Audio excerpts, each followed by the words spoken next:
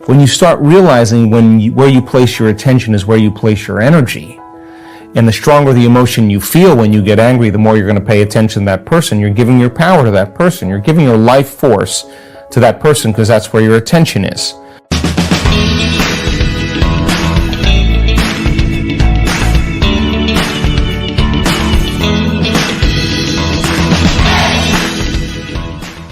One of my greatest moments of my day is when I get the story, when a team leader sends me a testimony from somebody, and a person was depressed and suicidal and, really ready to end their life, and all of a sudden they're a completely different person. They are completely different, or they're very sick and all of a sudden they're healthy, or they get the most amazing job opportunity, and you can see the authenticity as a result of that. Now, why is that so significant?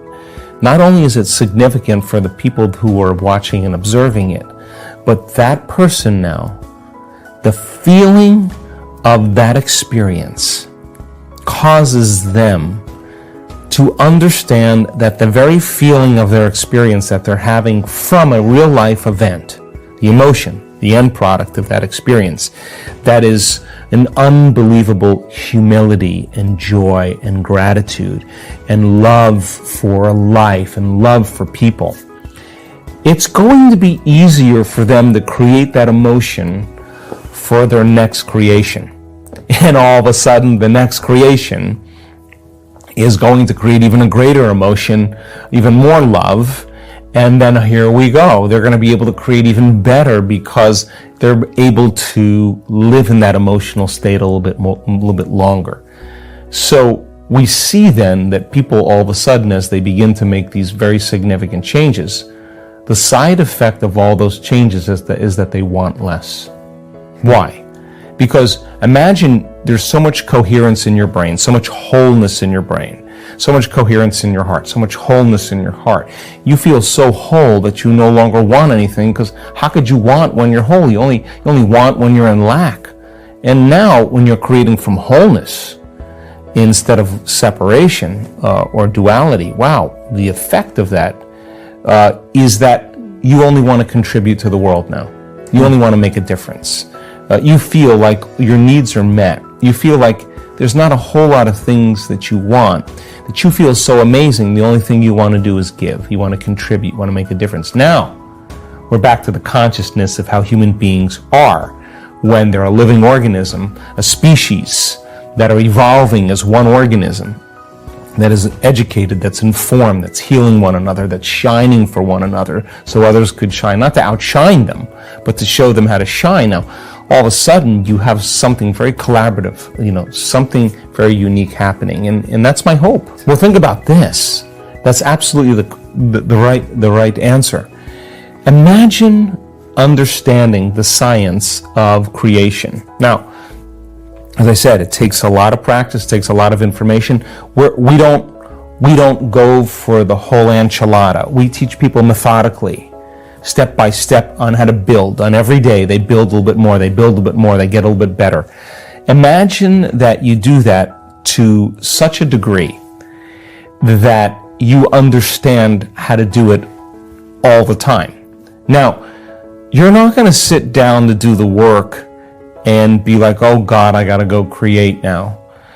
You're going to be pretty inspired to create. You're going to enjoy it. It's going to be something that you look forward to. And that's kind of the thing that I'm proud of when it comes to our community, because we're doers. And people do the work every day because they want the magic to be sustained. They want it to continue. And so it's no longer an obligation. It's no longer a need to do it to please God, to do the right thing, to be good, whatever people do it for.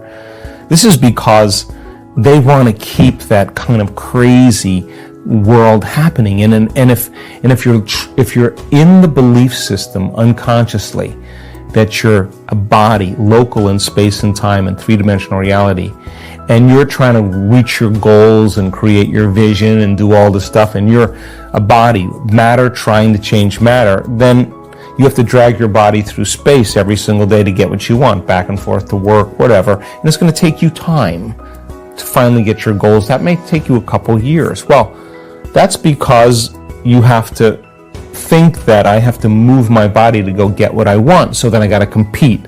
I got to force. I got to fight for it. I got to control it. I got to manipulate. I got to figure it out. Well, that's what you do with the limited resources when you're a body, local in space and time, trying to create something else, local in space and time. Well, if you're matter, trying to create matter, then you got to do stuff to make it happen. You know, get the skills, get the all the different things. Well, now you got to lay down that very thing you used your whole life to get what you want, and relearn another way to do it. So then, when you start realizing where you place your attention is where you place your energy. And the stronger the emotion you feel when you get angry, the more you're going to pay attention to that person. You're giving your power to that person. You're giving your life force to that person because that's where your attention is. Well, when you learn how to lower the volume to that emotion, you take your attention off that person. You begin to break your energetic bond with that person. You call energy back to you. Now you have energy to heal. You're building your own electromagnetic field. Now, when you understand the science of creation, and you understand it happens in the generous present moment, and you're practicing every single day on how to be present. You're not going to start creating until you know that you're beyond yourself and you're creating in the present moment. You know when you're there and when you're not. And you're creating by changing your energy. And you understand when there's a vibrational match between your energy and some potential in the quantum field, you no longer have to go anywhere to get it. You are the magnet. You're drawing the experience. You're collapsing time and space, or experiences are coming to you. You understand the science behind that. I guarantee you that you won't be rushing and competing to get anywhere. Everybody else will be rushing and competing. You'll be doing just the opposite. You'll just be in the present moment, changing your energy, understanding that there's a better way to do it. Now, this is where it gets exciting. Things will come to me. Yeah, and all of a sudden you start figuring that out. So in traffic, you have two options. You can get frustrated or impatient, or you could be like, well, it was a good time to tune into my future. I'm going to do it with my eyes open. I'm going to fall in love with my future. I'm going to open my heart. And the side effect of that is starting to see those changes.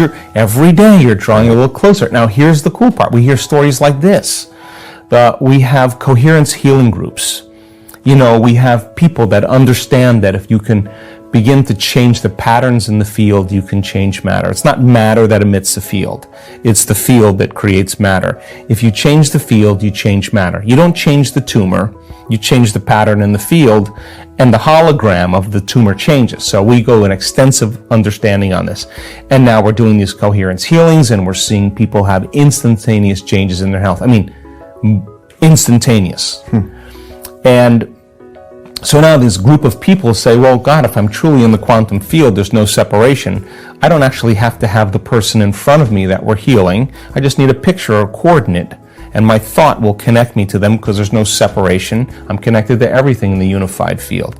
The unified field, the invisible field of energy that connects everything material. If I get there, then I don't need to be in the presence of that person. So we have hundreds of people doing these coherence groups, these co-heal groups. And here's a lady that they do them at breakfast and lunch. They call them the Hallelujah Amens.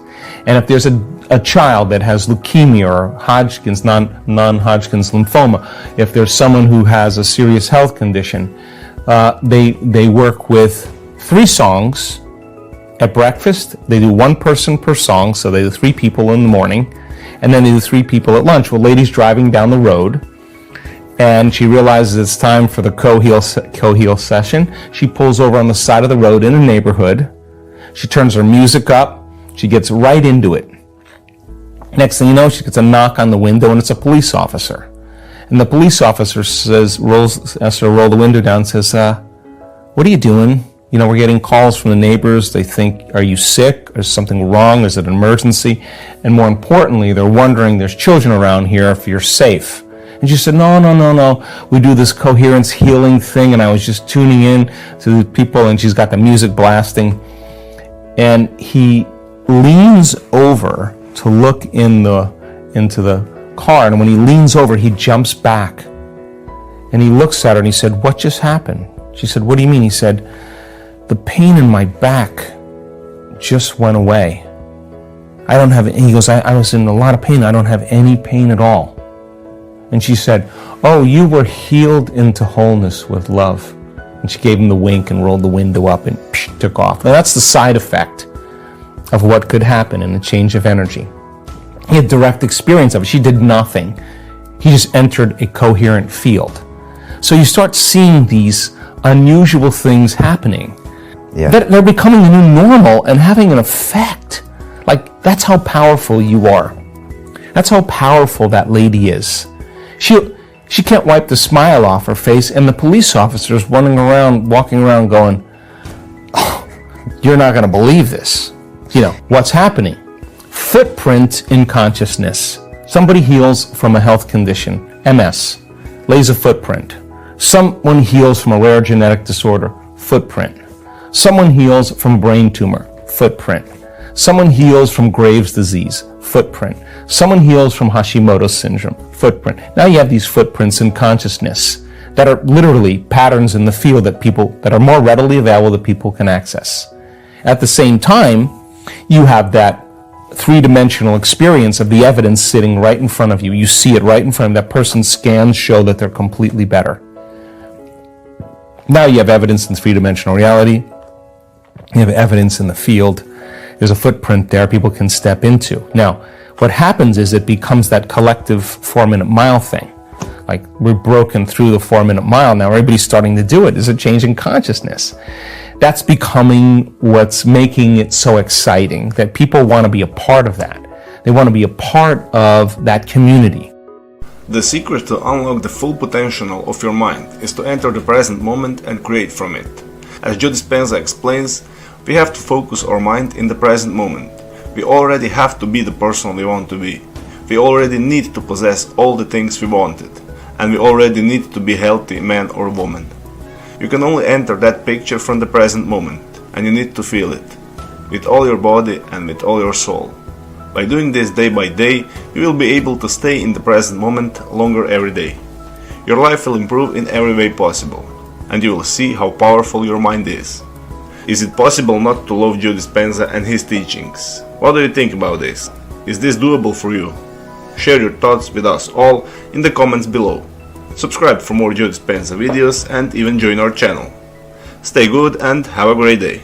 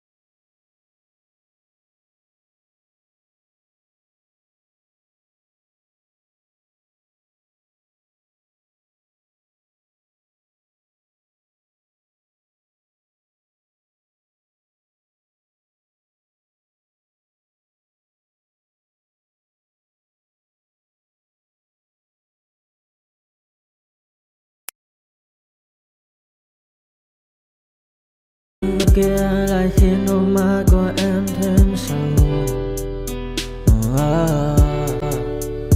Vì sao em đi cần để lại lý trí, chẳng để lại anh khi nước mắt còn rơi, còn rơi.